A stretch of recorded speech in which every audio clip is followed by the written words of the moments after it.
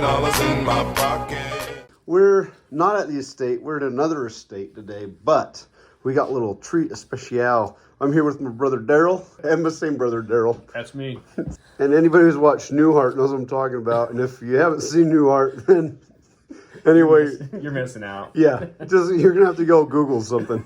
But look at the cool stuff we got right here. These things are fresh off the boat. I don't think expiration dates really matter, but when I saw this, I thought these were just the little shorty shot shells, and then I realized, no, this is pure heavenly gold right here. These are flares, and you're only supposed to shoot them from look at that, it's a white meteor, 12 gauge for marine use only. I cannot wait for the winter time. We're gonna find out why you're only supposed to shoot that from a flare gun the hard way. We got these bullets right here. I wish I could send these up to Hobby's Hobo, but I think we'd have some international issues there, so we're not going to worry about that.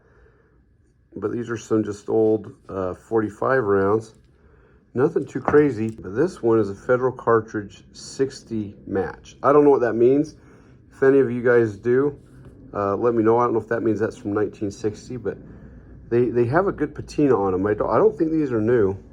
Now this one looks like a classic bullet. I don't know much, but you look at that primer, it's all rounded.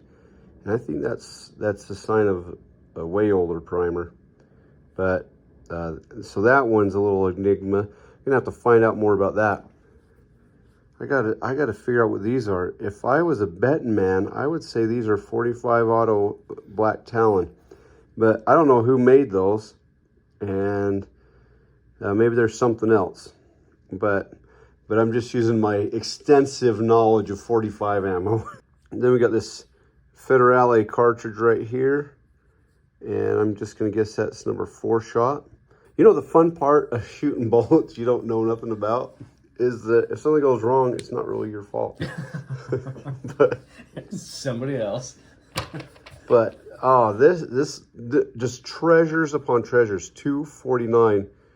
And when I first saw that, I didn't catch the unprimed empty cases, and I'm like, whoa, who was selling $357 for $249? These are like the most beautiful things I've ever seen in my life. Look at that. It's almost like it's a new case. Then check this out right here. Well, 120 grain, 7mm Hornatis.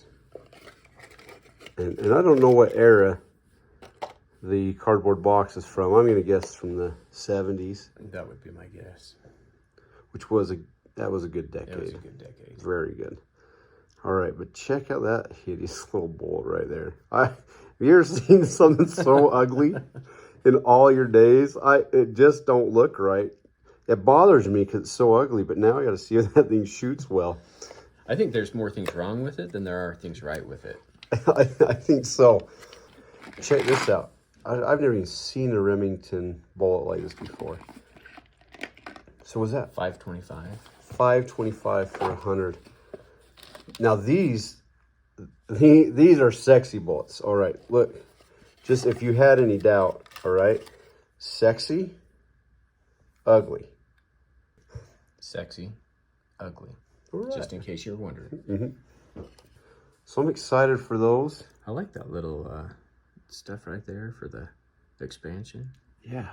If this is the 70s or early 80s, about $525. Oh, these things, $465. And then no one was buying them because that was too expensive. So they dropped it down to $375. Now this one, this is a pre-primed case right here. Yep. No worries on that one. That's all good to go. Everything on these, in these little boxes, is what we would call a mystery. Oh, there's another treasure. Look at this one. Look at that. Yeah. I think that might be in backwards if I was a betting man. It might be. I'm going to be careful when I'm de-priming that thing. Okay, that's just a piece of primed brass right there. Look at that. Della Signal 38 Special. Never heard of it. Which is the one with the loaded cartridges? That one there. This is the one that makes me nervous. When you look at this, okay, and almost none of these cartridges are quite the same length. We don't know who loaded these up or where they came from. Yeah, but Talk about a stubby cartridge. yeah, That's the one. yeah, that's for snub nose.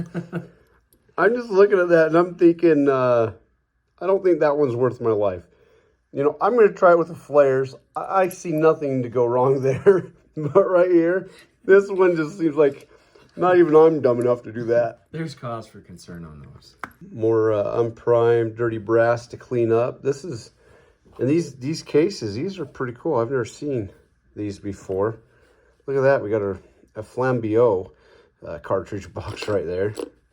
Just super cool. But the piece de resistance, as the French would say, is right here. Look at that, $7.90 for 1,000 CCI large rifle primers. I'm just spellbound on this one. So this has got to be, I'm gonna guess, I kind of want to say that 60s. That's what I would say. It just seems to have that 60s motif. If anybody knows, because these have world's record accuracy right here. And they don't say that anymore on the box. And so I have some concerns. What's going on, CCI? Yeah, if they're not making that same claim, what's happened? Yeah, it's a bunch of bull. I wonder if people would price match if we took this in and said we want a box of CCIs, if they would price match. Oh yeah, look, we got these from Camires. Yeah, down the road. And you price match this. I think it'll work. I think so. Should we open that up? Let's open that right up.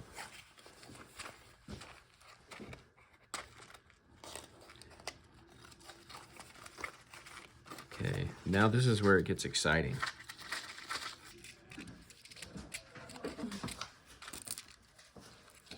Oh yeah. That's beautiful. I don't even know what primer's worth. That's like, what, 10 times that much now? Oh, probably. $80, $100 for something like that. I'm just glad I had enough primers to get me through our wonderful government experiment with this. The brilliant scientists of the CDC are humanity's last hope. What can the CDC provide to help sell the public on the lockdown? I want an army of experts citing hundreds and thousands of lab experiments, telling any idiot with a camera that there was no other way. Yeah, sure, we can do that, no problem. We used data from a New York Times infographic that was inaccurate. It shouldn't be an issue. Okay, but we also published our own infographic with data that was not statistically significant. That's okay. And when I inherited this job, when I inherited the coronavirus pandemic, when I first got elected. So the thing that I